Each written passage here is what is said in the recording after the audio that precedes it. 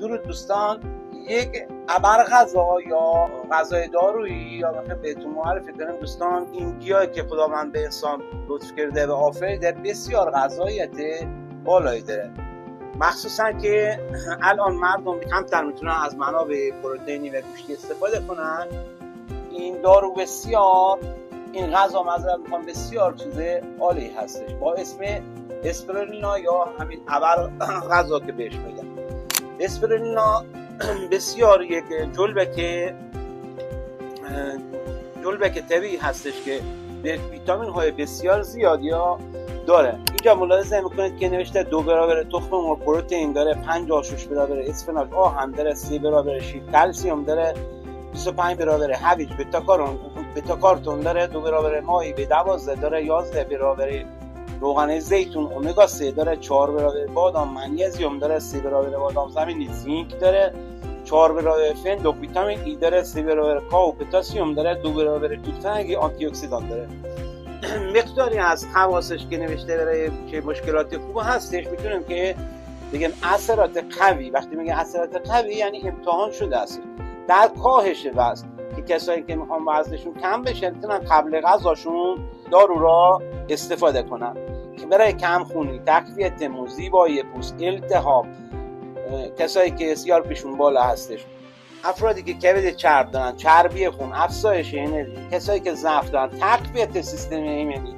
پس برای این فصل هم مناسب هست.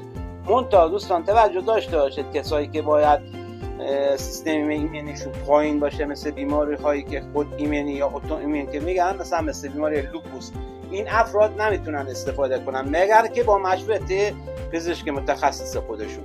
ولی بقیه افراد برای تقویت سیستمی از 2 سال به بالا راحت میتونن این غذا را استفاده کنن. برای تقویت حافظه، تقویت قوای جنسی، سندروم پیش از قاعدگی، برای خانم ها، عضله سازی، ورزشکاران، بدنسازان بسیار میتونن از این استفاده کنن. استحکام استخوان، کسایی که پوکی استخوان دارن، بهبود عمل کرده معده. چرا؟ چون بعدش میگه افزایش آنزیم‌های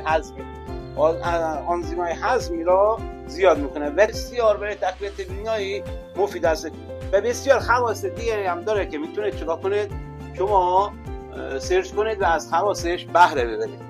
این غذای خوب رو در بسته‌بندی های 200 تایی و 100 تایی موجود داره و این جلبک ما سیب سلامت هم داره که میتونید با خیال راحت استفاده کنید و هیچ عوارضی هم نداره. از 2 سال به بالا راحت میتونن که استفاده کنن و ازش منفعت ببرن.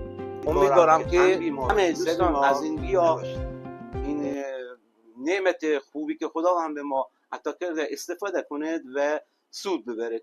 چون که الان اصولا غذا خیلی کیفیتش اومده پایین یا مردم دسترسی به پروتئین و ویتامین هاشون کم شده، میتونن از این غذا استفاده کنن و نفع ببرن. امیدوارم که تن بیمار و کیسه بیمار نباشید.